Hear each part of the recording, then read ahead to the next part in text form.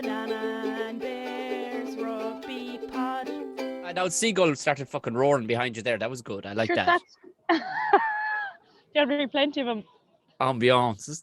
Sorry, I was saying there I had to keep the ice cream going because I was getting out the laptop and stuff, so I didn't give it enough attention. And now it's like, I have to give it extra. So you chat away there for a while. Yeah, I'll start the podcast there, so Anna, while you're eating your ice cream. Yeah, no bother. Yeah. Some bloke walks behind you. Welcome, everybody. Episode 4, I beg your pardon. Episode 4, Season 2 of Banana and Bears Rugby Podcast. I am, of course, Tom O'Mahony here in not too bad Ireland in the way the heat wise. It's about 16 degrees outside. And, of course, as always, joining me as I sit on her shoulders, as she is a genuine rugby player, legend of the game. Stuff in her face with ice cream, make me pure fair jealous with the most unbelievable backdrop I've ever seen. Like, that looks like some shit somebody in an office just downloaded and stuck up behind them. And it's actually in the harbour in La Coruña. I'm actually sad because if I'd called you half an hour ago, you would have been able to see a big massive cruiser ship there behind me. It just pulled out. It's like savage. A fella nearly ran up on top of you. He did, yeah. I'm actually wondering, am I in the running path here? Oh no, there's a fella running that side as well.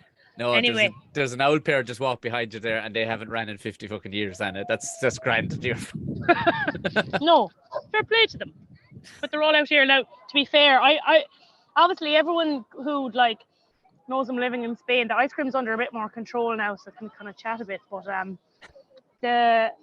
everyone's like, oh, Spanish weather, and always or most of the time I've been here, I've had to say the weather's been shite.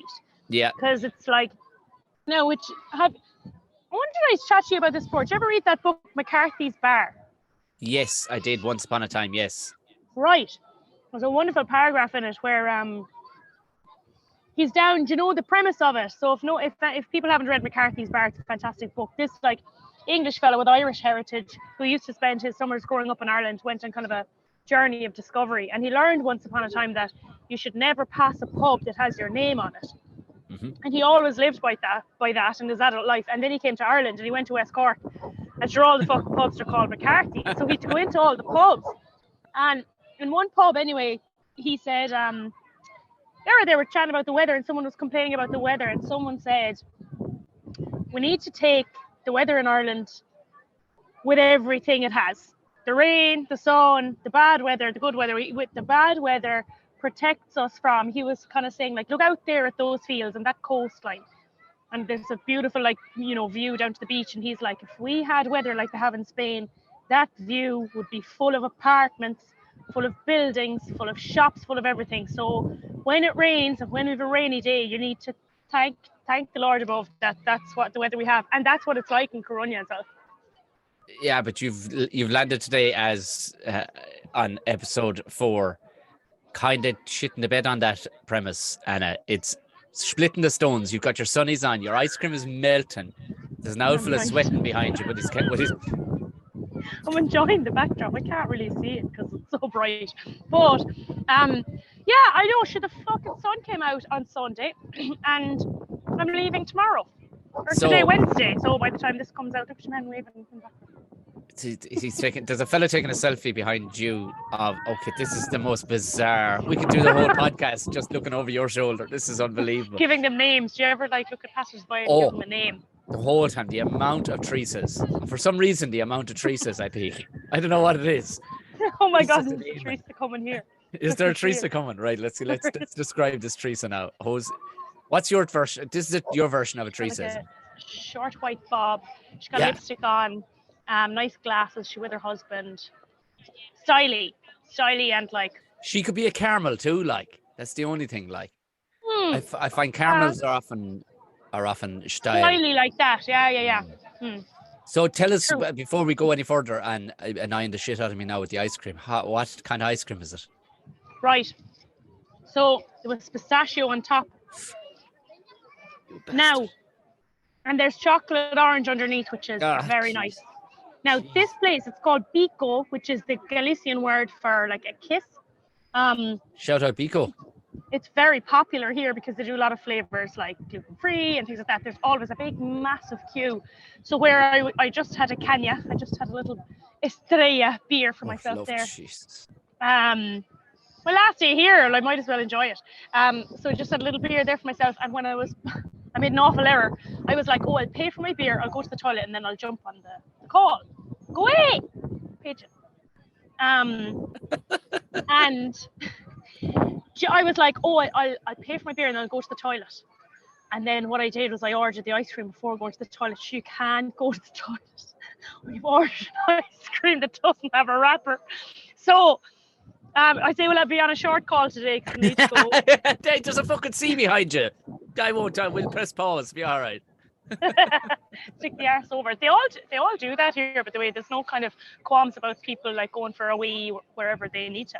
That's another thing about Europe we talked about, that they have a different approach to nudity, bodily functions. They don't give, and I love it. It's like my son at the moment at 3.5 is kind of Spanish in that sense, in that he don't give one bollocks about anything nudity wise or anything like that. It's like, if only you could retain staying in the present so much, where you're like, well, I need to go, so fuck you. You know? That's it. And even like nudity in general, like everyone down the beach is like topless. No one gives a fuck. Class in the sense that the wind now is eating your microphone, something savage, but sure, that's all right. Yeah, I wonder, can I protect it somehow? It's not. It's not. It's only that time it blew. It's all right. It's only that time it blew. I mean, let's rip the Band-Aid off. Your last day. Why is it your last day? You set us up last week. First off, how are your sesame seeds?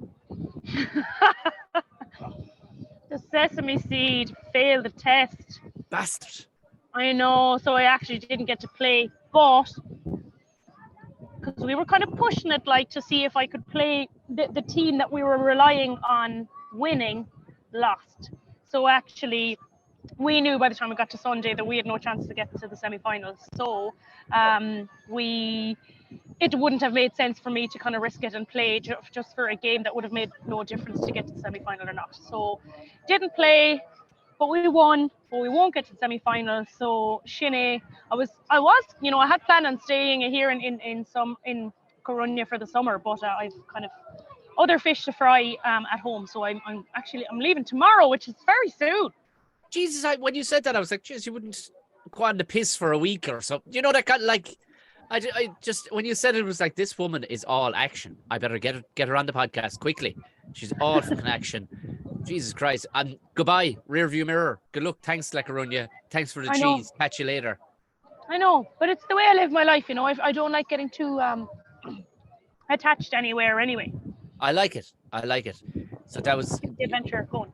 I had no gigs at the weekend. It was actually a glorious weekend in that sense. I do often miss it when I'm in. But it was a nice weekend. I discovered I had a good long drive with something I haven't done in a long time with my father. We went off to look at a fireplace. Lovely. And it was, do you know what? Over in West Clare. It was a beautiful drive. Turned out the fireplace, it was a fucking Arctic truck. I'd want to bring the fucking thing anyway, but the Jeep wasn't going to do it. But anyway, either way, we discovered a place. And remember, when we spoke very, very first, I spoke about this mystical place in Mallow that was like something out of 1960s. Well, I had breakfast one time, and you were going, I can't place that place at all. Yeah. Well, I found an equivalent in Tipperary town. I knew it existed, but I couldn't believe it still existed. It was still on the go, like from 20 years ago. But this place called the Shamrogue, which, by the way, if you like a rasher, if you like a good rasher, by Sufferton, Jesus, you'd step over your mother for their rashers. Oh my good God. But what I loved about it was there was zero. And I mean, from years of living in cities, they're always like, hey guys, how's it going? So today our menu is, and they're try hard. The polar fucking opposite to that. It was like, sit wherever you want. It's like, okay, all right. And the woman came out then, and my outfit was like, oh, here comes the real charm. She was like, she had no fucking time for me, my small talk, nothing. She just fired toast in front of me and just turned her back. I loved it. But then the grub was absolutely out of this world. Do I you have know, so many like, questions. What did you order? I went for the staple because they had a list as long as your arm. But I said, Uh-huh. if they can get the staple right, full Irish, let's see what they can do right with it. The egg was on point. I mean, it looked like an Instagram egg. Do you know, crack it? Do you know the ones? Crack them Yeah. open. You didn't put Sausage. it on your story. I didn't. No point eating a good egg if you don't put it on your story. I'm ruining it now by telling you and all the millions of listeners that we have. But it was out. It was. I had no time for Instagram, and I would have. Do you know what? Yes. Also, it really would, to say it would have stuck out.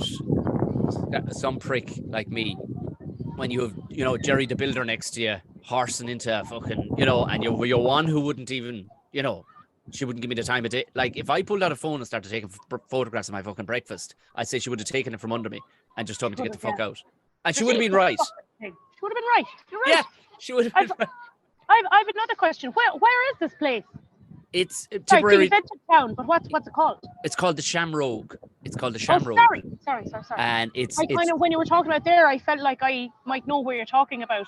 But sorry, you already said Shamrogue, and I don't know where that is. It's just off the main street on the one kind of hilly street that passes through the main street, and it's I suppose the farmers of the mart would come in. That's where they go, and even their chalkboard. It was written by somebody. I'd say they wrote it in their bad hand while doing something with their good hand, if you know what I mean. It was I couldn't work out the fight. I think there was the basics. There was chicken, fuck your chicken, fuck your bacon, fuck your burgers, and fuck your lasagna. And that was after that, fuck you. If you can't get around that now, fuck you.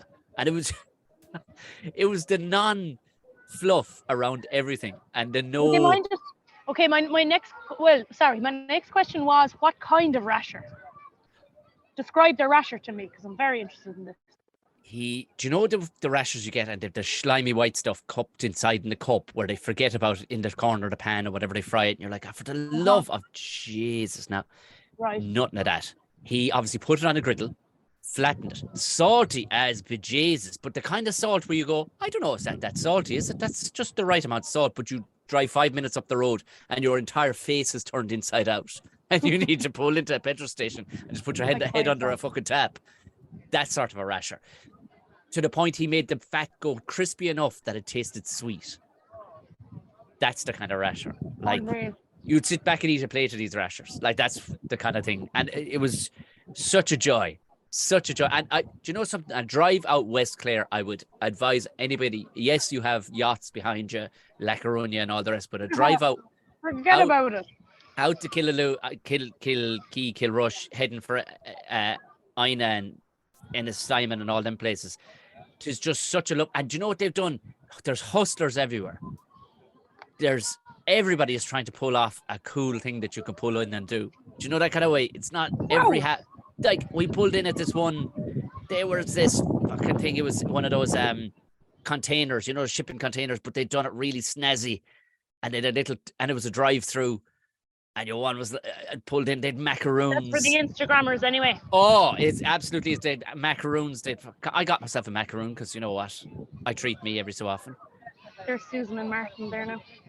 Susan and Martin, how you got, lads? Shout out to the lads. Yeah, and Joe just went back on the bike. And I had another question there for you now. Would the Shamrogues mind us doing an episode there some morning? Oh, Anna, to say that would never happen in a month of fucking Sundays is an understatement. Like, if I mentioned, know. Well, maybe yeah, go on. Maybe, but I just don't think it would fly. I think we'd be told to fuck off or buy a rasher, one or the other, which I kind of love in one way. Like, Yes. we'd nearly have to put down the recorder in between us and just talk about the rasher, and maybe, you know what I mean, like incognito without allowing them to know, because I'd say we'd be ran out of the place. I'd say. Which, by the way, there's chunks of orange in this. That's I fair forgot to mention that a while ago. Fair vixen now. But we the weekend was full of ice cream and barbecuing. Question for you. Yeah, sorry, you have another question for me. No, 'tis gone now. 'Tis about the food as well. But I'm sold. You've me sold. We do great advertising here for places, It's unbelievable. We have Derry Murphy's, isn't it? Well, we'll finally get to sit down next week if you haven't ran away to play rugby in Azerbaijan by this time next week. But don't tell me this Azerbaijan is on the fucking cards, is it? You're looking at me like, No, well, not yet. Not yet. But do you know what? I'll be in Mallow next Tuesday. That's where I'll be next Tuesday. I'm going to London on Wednesday. But let's do it. Let's sit down with the recorder and do it right. I finished up with your sister's people of Rathcormac last night, and the most. When you're talking to her next, does she live there? No. Well, it's one of the few places in Ireland that I went. I would live here. Just there you go now. The community spirit around there, and the people. I've done probably 80 or 90 of these acting coaching things around in every county in the country, and never once did I get given gifts at the last rehearsal. It was tear to glass eye stuff. Oh, it was unbelievable. Oh my God, fair play to the lads in Rathcormac. Jesus, my sister will be delighted. They are glorious, and I tell you, some grafters, they put in unbelievable work. I can't wait to see what they end up turning out, and I would say they have raised literally tens of thousands already for their local Bride Rovers. They'll be all driving around in fucking Range Rovers. Never mind Bride Rovers. So are they putting on a performance? What this is we will now send a film crew. They have costume, they have location, and we will film in Ultra HD, very high quality short versions of very famous movies around Rathcormac, and make it look like the real thing. And then a huge big night of the Oscars will be at the Roachtown Park. I don't know when it is. In a couple of weeks' time. I actually saw someone recently putting up kind of a night at the Oscars, and it seemed to be what that was. Yeah. I can't remember who it was now. That's obviously what they did. Oh, that's a brilliant idea. It's kind of like your new Dancing with the Stars. Same crowd. They approached me to ask me if I could take a bunch of these movies that were really well known and chop them down and get the story still into 10, 12 minutes. So I did this with a bunch of movies for them, and then I go and meet these people. But the characters, Anna, like the country. There was a chap, I swear to God, he stopped me in my tracks every time he opened his fucking mouth. He was this dairy farmer from, I have him playing Pat Mustard in Father Ted. No. And he's funnier and better than the When's guy. that on? I want to go. It's on in a couple of weeks. It's on like in about a fortnight, I'd say. Fortnight to 3 weeks, I'd say. We'll see. If I'm around, I'll definitely go, because that sounds brilliant. Oh, brilliant. Fair play to the people in Rathcormac. They were a lovely bunch. So you're back. We're going to do a real one. So next week, that's very, very exciting. Jesus, tis. Yeah. And then I'm away again for where I have a few different, like I said, fish to fry. Jesus Christ. I'm losing the feeling in my leg here. I'm going to do a little shuffle. Is that the good leg or bad leg? The bad leg has lost its feeling, so that's a good sign. Oh, good. I don't know. But anyway, sure. Every time I pick up the phone to look at it in any app, whether it be fucking podcasts, whether it be Anna Capeless, you're everywhere right now. You are all encompassing. You are the Jesus to my rugby fucking knowledge at the moment. Like everywhere I turn, it's like there's Anna again, educating people and whatnot. You're on OTB the other day, owning the show again. By the way, anybody track down Anna and find a through line of how she ends up just kind of running the show better than the host do? I don't know if you noticed this, but you go, all right, bye, sit down there 1 second, and Anna will run the show here. It's way more interesting. But that's their job to ask the questions. All right, no, but you could just give an answer to. There's like fellas, the amount of people that'll be on and just give the answer that's asked of them, but then you kind of go, right, I'll come around the houses. I'll tell you this one because I need to tell you another one, and then I'll tell you that one because I need to tell you the one beyond that. So sit down for 10 minutes there and make us up a tea. I know. Sure, you know that well from Bland and Oh yeah. It makes me very proud to hear you kind of going like, go on, take over their show as well. It's a hard old thing to do, like.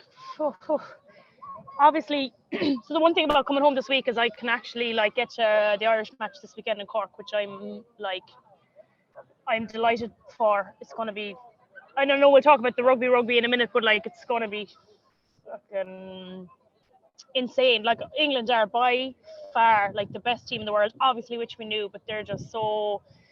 Like, did you watch England play at the weekend? Oh my God! I only got to see the highlights because I was getting pulled left.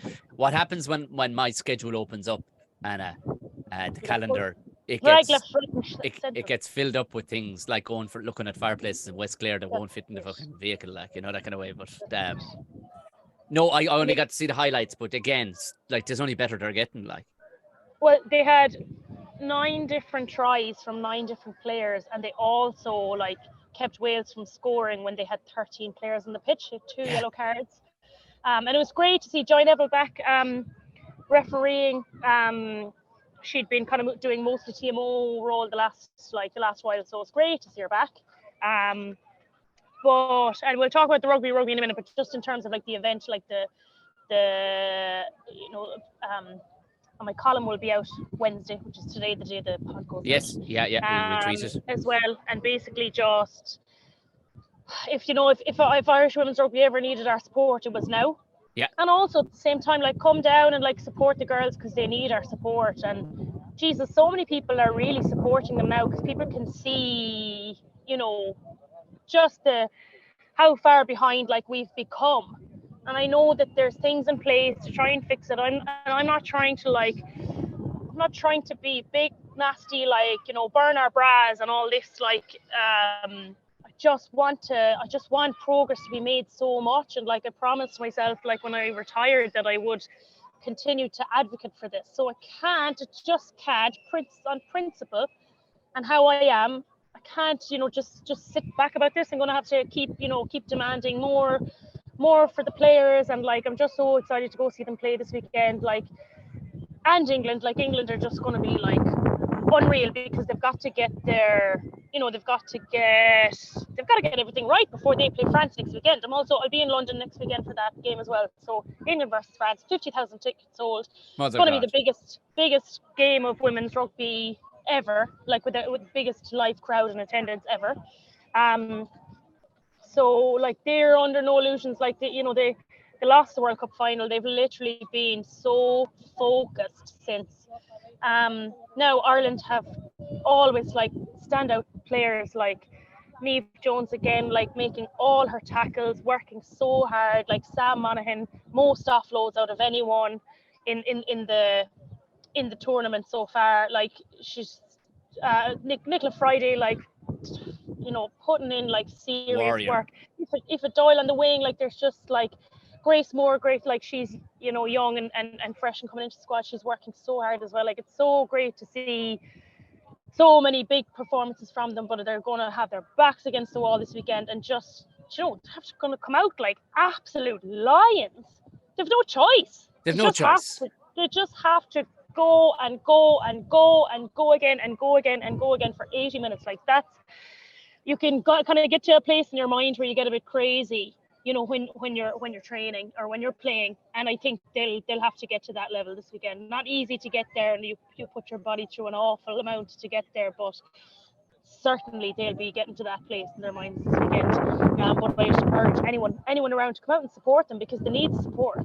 They deserve the support as well for how much battering they're taking, and you can't just support teams when they're winning. We have to support them, and I'd urge anyone listening to this now. Right, Saturday, no plans. I'm going to go to the match. Yeah. It's well said, by the way. And I can also see like you made a commitment to digging in your heels and going, no, this needs to be done. And not much like, but I suppose in power with what I was talking about with those people in Rathcormac, to see the way like they weren't taking a backward step, the efforts that they are going to as a tiny community to propel their GA club. Yeah. And it's, you know what I mean? And it's everybody from the small children to older people to everybody's going, yeah, buy in, I buy in, and they may not, they didn't win the county final. Do you know what I mean? They didn't, but it doesn't make a difference. They are all in, chips across the table, all in and not taking a backward step regardless. And that's sometimes I think people, while you'll be a bit parochial when it comes to like that, your local GA team or your local rugby team, you're very local. You can go, well, I'm at Ireland is Ireland and it's all the way up. But Jesus Christ, you still need to lock onto it the same way, like, and get excited about it the same way. With like, look at where they can get to. They've got 2 legs, 2 arms. All these girls, the same as the England girls, the same as the French women. They can get to that point with a backing from all of us. Do you know? Like, I really, I don't know how long it's going to take, but I 100% back what you're saying. It's funny because we thought that, like, Wales are obviously very, very much far ahead of us now. I thought that Wales might be able to put a bit more of a test to England. Nah, sure. They also thought that they were closer to England. And, like, yes, they challenged them early on in the first half. But, like, they are still so far behind England. So I don't know how long it'll take for Ireland. Oh, but I'm impatient with it, and I've said that before. I'm very impatient with it. So, like, let's see, like, what the next couple of years like rolls out. But I'm not going to just sit and be like, yeah, sure, Jesus, we'll see. I'm going to support the girls, and especially with the kind of stuff that was coming out in the media last week, it just had to be like, let's call a spade here. Like, there's kind of claims from people in the IRFU saying, no, we don't believe this is a sexist organisation. It is. It is. For fuck's sake. Parts of it, no, absolutely not. And there are brilliant people, and I'll say it every time, there's brilliant people in the RFU, but there are absolutely elements of it that are still, and this kind of word of like archaic or, old-fashioned or whatever is kind of thrown around. I don't take that as an excuse. No. I just don't. People say, the older generation, the kind of era will kind of let them off with it. No, I don't buy that. I don't think that's good enough. You can't.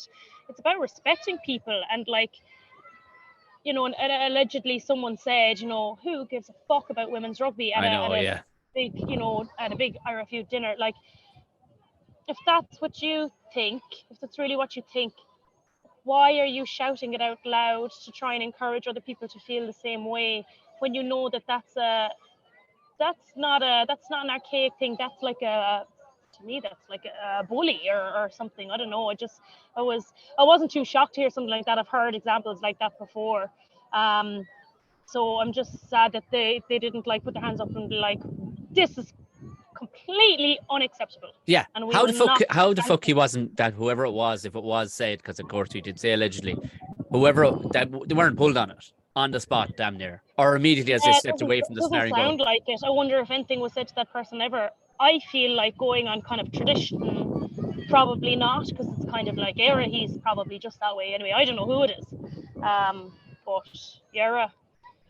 It's always this, these shitty stories coming out, and like I just think if there's people able to be like, we will not stand for this, and send a message, instead of being like, oh no, we don't think that this actually happened, or we don't believe. No, come on now, like we've all been there, and it's not just rugby, like it's GAA, golf, like a lot of people with those kind of attitudes, and I don't think being old-fashioned. I understand, you have to have empathy. I'm an empathetic person. I understand where people get to places in their lives because of their own journeys. So like that person said those things because he obviously has never been around women to challenge him in that way. I get that, but I think we've got to a point. It's 2023. People know when they're being respectful and when they're not. Of course they do. Yeah. When something, this isn't Mad Men 1960s. Hey, toots, get me, none of that shit. This is it. 2023. Like. There's nobody tripping over their words going, oh, fuck it, sorry. I absolutely thought she should be chained to the sink. I didn't mean, like, I'm not that way anymore, though. No, you bollocks. You fucking know full well that's coming out with that old shite. But here's the fucking thing, Anna. And I can't fathom it. And I'm from rural Ireland, whereas I grew up, I suppose I'm lucky in a sense I grew up around very, very strong women. But there's all strong women around here. And you get a clip around the fucking ear if you even thought otherwise. Like, everybody defers. But even if you were a bollocks and you went, I've no time for women's rugby. What harm? What's your problem with it? I've no rhyme or reason. Like, I've had questions drawn on me in interviews about fucking things that have nothing to do with me.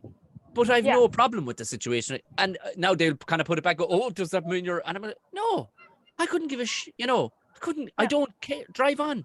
Will it cost me any money? No, grand. Do you know the situations Yeah. involved? But certainly had no. I can't grasp why you would have a problem with That's sticking. I Like, what's yes, are you frightened that some of your power is going to be taken in letting women yes, into the house, into the hen house, like, or into the tree house? No girls allowed, dude. yeah. You know, Yes, I often think about that as well, and like whatever about people in positions of power, but like actual fans, yeah, that you'd see like ranting and raving online saying the women's program is a waste of Irish News money, blah blah blah blah. Well, first of all, what makes you think that you're entitled to have an opinion on where the RFU spends their money? yeah, It's as if like I also spent money on going to Munster games. So yeah, should I not yeah, see that yeah, in yeah, yeah, return? yeah, You yeah. know, it's not developed by the players, it's developed by the people that come and pay money to go Uh, to the matches. I pay that money too. So we deserve it to come back into every part of the community. Like if you wanted only that money to go to the men's program, only men should be allowed to attend the games. That's a really great statement. Yeah, yeah, yeah. You know, They, it's something I they thought seem about. happy enough to take the ticket fee off if a woman wants to go buy one. Happy enough to take her money, Hundred like, percent, you know. 100%. So that argument has come up an awful lot. Like it's obviously visual because you get however many fans going to the men's games, and then like obviously a fraction of the number going to the women's games for now.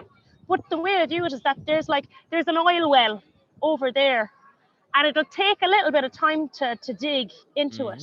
We've got a big open oil well here in front of us, and we're working on that one. But like we kind of know what we're dealing with. We could hire more people with the money we have, and we could dig into that oil well over there, and eventually we will find more oil. Yeah, 100%. Like any business. This is exactly what the drum I've been banging is that it's utter madness to turn a blind eye to the opportunity. Even if you didn't give a fuck about sport, which apparently a man, Philip Brown, wasn't even a rugby fan when he was running the RFU. Yeah. He was an accountant. He was more into rowing or something. But hence why he made it successful. He went, yeah, that's grand and all the rest of it. But if you didn't give a bollocks about rugby, how would you turn a blind eye to what's coming around the corner? And it's going to happen. All these women are going to be stolen by something else. They're going to be stolen by other sports that are up and coming. They're going to be stolen by other pastimes that are up and coming. You're not going to interest young girls in coming into it if you turn and they're going to be all stolen by something else. Do you know that, like, they'll all end up in fucking MMA or something? Like they'll end up somewhere. How could you turn? Financially, I don't know, because it wouldn't take an awful lot. And the men's game, as you said, just that'll take away. Like it's up and running. It's fine. The pump is going. Yes. Like. Yes. Yeah. So, there's loads to it, but it was a mad week last week, just with kind of everything going on and the media coverage and.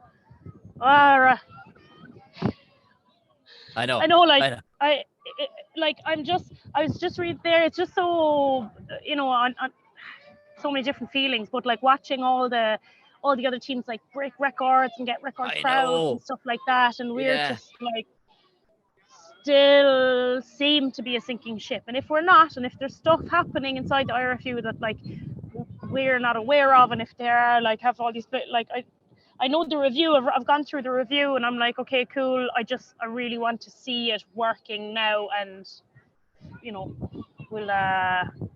we have to like put up with where we're at the moment. Like there's all these different pages to it, and all these different points, because people are arguing like, oh, is the coaching good enough? Are the right players there? Is the strategic? There's so many different ways of coming at it, and like. At the moment, none of those angles seem to be winning. So I think it's just a matter of time. I'm hopeful. I'm just when I hear shite like that, then like who gives a fuck about it? You're just like, oh my god, why do we even bother? I mean, if ever there was a a toenail, like that's just a toenail. That's a toenail in a suit. Just actually flapping away, like the nail is flapping away talking. Like you're like, get back down in that sock, you fucking idiot of a toenail. Back in your sock. You fucking idiot. It has like a mustache drawn on. Who gives a fuck about women's rugby? And it has a pint of Guinness. If we have any arty people, because you won't have time because you're all over the fucking world at the minute. If we have any arty people listening, can you please tag myself and just a toenail and a suit with a little moustache and your own eyes, whatever type of eyes you want to draw, but just behind the podium, like guffawing like a prick, basically. If you wouldn't mind, please, that would be great. But yeah, for anybody who was wondering, so Wales, as we thought, and Wales had been putting in a couple of humdinger performances, but they absolutely, Christ, they went and they looked into the fucking food cupboard, and there was nothing but only a couple of crackers because England had fucking raided the entire cupboard and was running down the yard with it. 59 points worth of fucking food they had in their back sack, and I know. fucking poor old Wales, 59-3. My God. I know. I was thinking as well, so Cecilia, our like superstar young prop, I've been thinking about her for a while, and like she seemed to kind of get a stinger in her shoulder at the weekend. So I was kind of just thinking about her, like it's very attritional for her and her young body, so they need to look after her. I know they will, but like, you know, it's been so exciting to watch her. She's 19. She's Christ almighty. She's 19 or 20, isn't she? Yeah. But she's the battering ram because she's brilliant at it. And she loves it, like, you know, but just thinking about, especially with how Wales have been playing, like, so physically, like, they need to be, you know, wary of, like, I like any player. The thing is, like, with something like the Six Nations, especially for someone like Ireland or a team like Ireland in the men's, when it gets to the Italy fixture, maybe Scotland, you can kind of have a little jig around, but when you're, you know, sitting middle to bottom table in either of the men's or women's, you have to go like full strength all the time. Yeah. And fully physical all the time. So it's and again, like we were discussing last week, this is a block of 3 games in a row now. Yep. So that's going to be like, it'll be interesting to see how bodies are by this third weekend. Which will be the 5th weekend of the 5th match weekend of the whole tournament. But Ireland have England quarter past 2. I feel like my times are coming up for me here in Spanish time, so it'll be 2:15. Yes. Cork in Musgrave Park. Against England, world number 1 coming to town, like they're going to put on a show for sure. And then Scotland and Italy. That'll be key because, it depends. It depends how things go for Wales for the rest of the tournament as well. But like the 3rd place in the Six Nations goes into Tier 1 in the WXV tournament. So that's just like there's still like so much at stake every weekend for like all the teams. Looks like Ireland like are not in contention for that anymore. So 5th and 6th place is also like a big one. So just the rest of the weekends now. I think Ireland, you know, obviously won't be banking on a W this weekend. So coming against like Scotland in the last weekend is going to be key as well. Of course, Scotland will be licking their wounds this weekend after taking a 55-0. My God. And I thought there was more like you said it, the gulf between even Wales, Scotland, and what is happening with France. And you can see it. It's 50 points apiece. They're just going, let's hit 50. Let's hit 60. You know what I mean? I know. Foot on the throat kind of stuff. Like they have to, because all of those players, like, you have to keep it going because there's the squads are so competitive that if you kind of take your foot off the gas, like you might lose your jersey.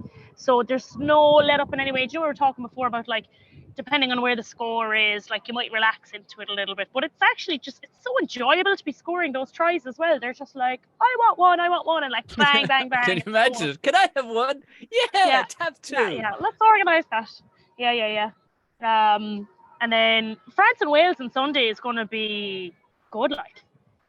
That's 3:15 on Sunday. Yes. Yeah. That'll be a good one, because I think, yes. You said we thought England and Wales were going to be a good one too, but I don't think. As you said, like I don't think France are where England are at. I think Wales will be able to push them a bit further and come a bit closer. But that remains to be seen on Sunday. Yeah, be interesting to see what Scotland. I mean, look, we can only hope that this weekend that Ireland can at least, like, we get a couple of tries. Yes. Yes, get a I'd couple like of to- tries on the board. Yeah. I'd love to see a lot of aggression, because that's the one thing for me. I don't mind. Like, I honestly don't mind a beating. Like, once there's aggression, do you know what I mean? Yeah, Like, yeah, once yeah. there's aggression from us, I don't. But they have had it. They They have. have That's what I had mean. it. That's why I'm not So now- disheartened. Yeah. But you can be sure there's no way they're coming out of the dressing room on Sunday with anything other in their mind than absolutely going for it 100%. Yeah. Like, They've no choice. You They've no can't. You can't cower in your corner. Do you know? You just have to come out and, like, I know Nicola, like, the captain is gonna, like, just set them up for that, and the other leaders on the team, they're just like, right, this is it. This is what we wanted. I wanted to play for Ireland. This is the fight we're in. Let's go. do you know what? We should have probably been brought in to give pep talks beforehand. I'd say it would have been unbelievable. I'm just saying, like, it just me every so often piping up. Go on, Anna. That'd be my.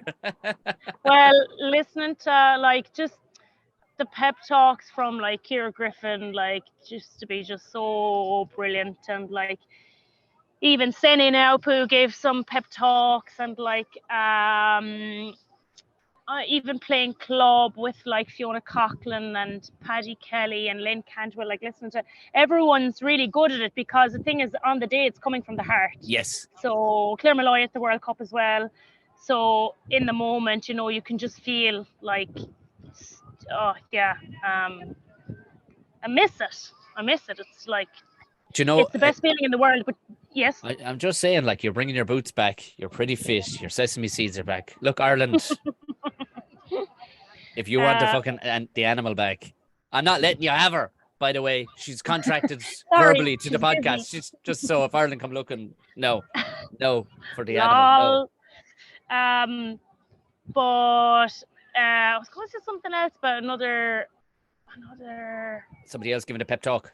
yeah, some other pep talk there. I used to give a couple of good I know, ones can't remember. myself back in the day. I was all right. I was okay. Go on. I was school's captain. It was kind of any given Sunday stuff. Like, I was never frightened of getting dramatic. Never frightened of getting dramatic, because we had such a chip on our shoulder, because we weren't the fanciest school of any sort. In fact, we were quite the opposite to fancy. And nobody wanted to give us the time of day. Like, so it was easy enough to find that chip. We all had it. Like, fuck them. Yeah. But there's Yeah, it's nothing like brilliant. it. There's nothing like it when you can see lads crying and everything, like ready to chew the fucking handles off the door, going out of the dressing room. Like, you're like, yeah, let's No. fucking do it. I know. Do you know what's so bizarre though? Well, maybe I've referenced this before, but, like, that pre-match speech, like, your nerves are obviously, like, fucking. It depends on the day and the game and all, but, like, your nerves will be, like, shot. There's a point, I think it's kind of after that speech and on the way out to the pitch, where, like, I don't know, I think it must be my mind. My mind is anticipating. It's obviously a scientific thing. It's kind of like a fight or flight reaction, but, like, my mind is telling me, I don't want to do this. Like, turn around now. And you have to, because obviously you're there. You can't run away. Nope. You have to go through that. Like, it's so interesting. That's my least favorite moment. Like, right before you play, when your head is telling you to run. Yeah. And your head is telling you to, and, like, you overcome it, and, like, all it takes is the first big tackle or the anthem or something like that, like, just to kind of to reset that thought in your mind, because it was very interesting. Like, I always hated that part, because I didn't believe it. Number one, it was, like, kind of like, why does my body react like that? Why is my mind reacting like that? Why isn't my mind telling me that I don't? No, I don't. No, just run away. It's very interesting, like, kind of, which is the way your mind and your body, like, tells you things. Yeah, well, it's not so.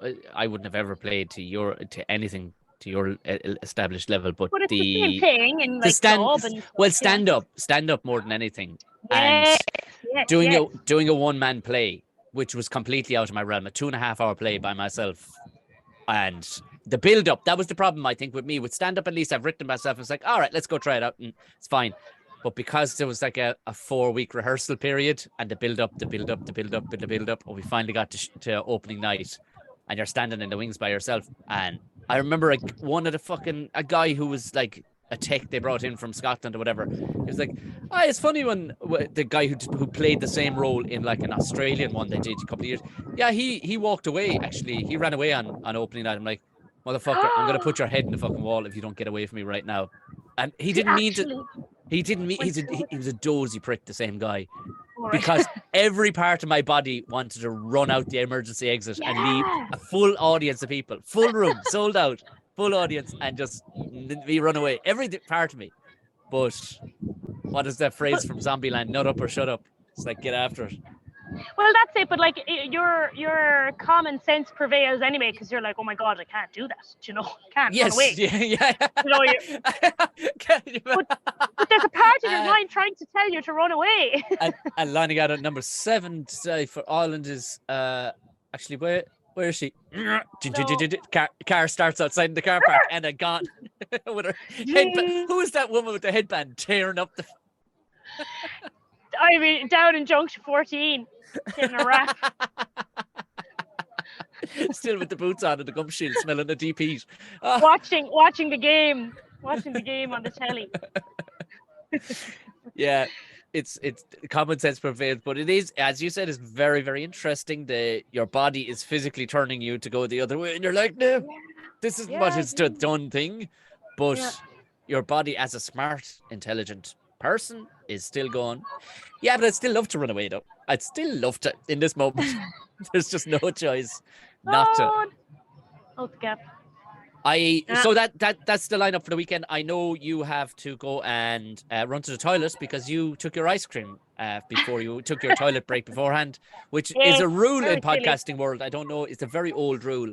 Always take your pee before your ice cream. I don't know if you've ever heard that, but it's like pretty standard. Number one rule, lol. So that's the lineup for the weekend. Ireland play England in Musgrave Park at 2:15. So that's the most important one. Fuck the rest of them because honorable mention. I don't know if you got to see it, but if you do get home and you have a spare 90 minutes, sit down and watch the Munster match versus the Stormers at the weekend. No, bits. Oh my sore ribs! Oh my God Almighty! Was it not kind of massively deflating afterwards to be like, oh Jesus?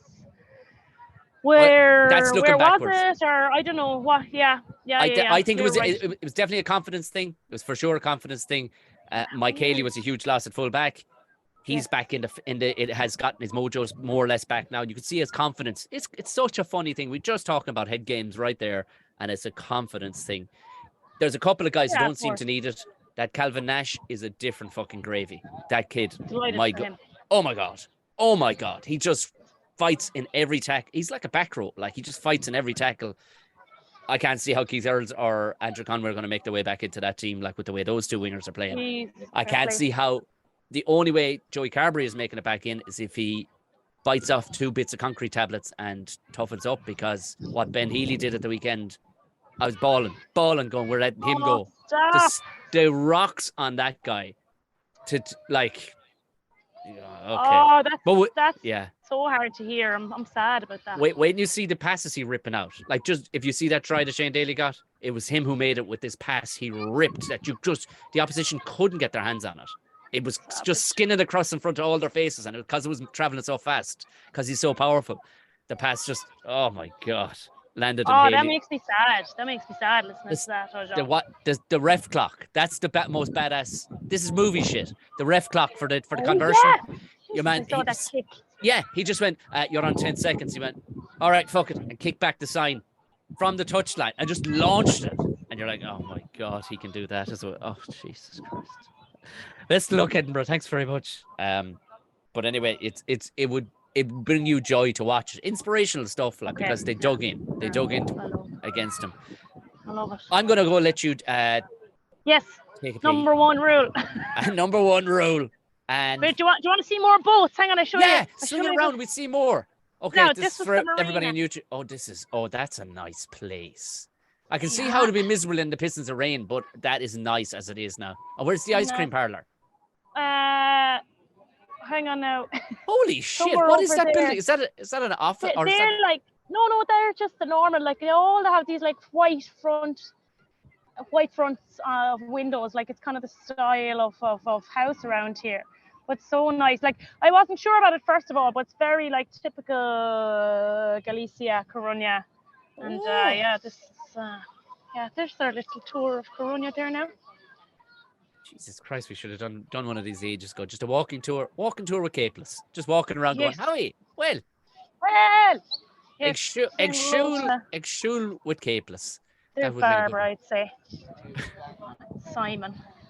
Barbara and Simon, shout out to you. Right, we will. Shout out to Barbara and Simon.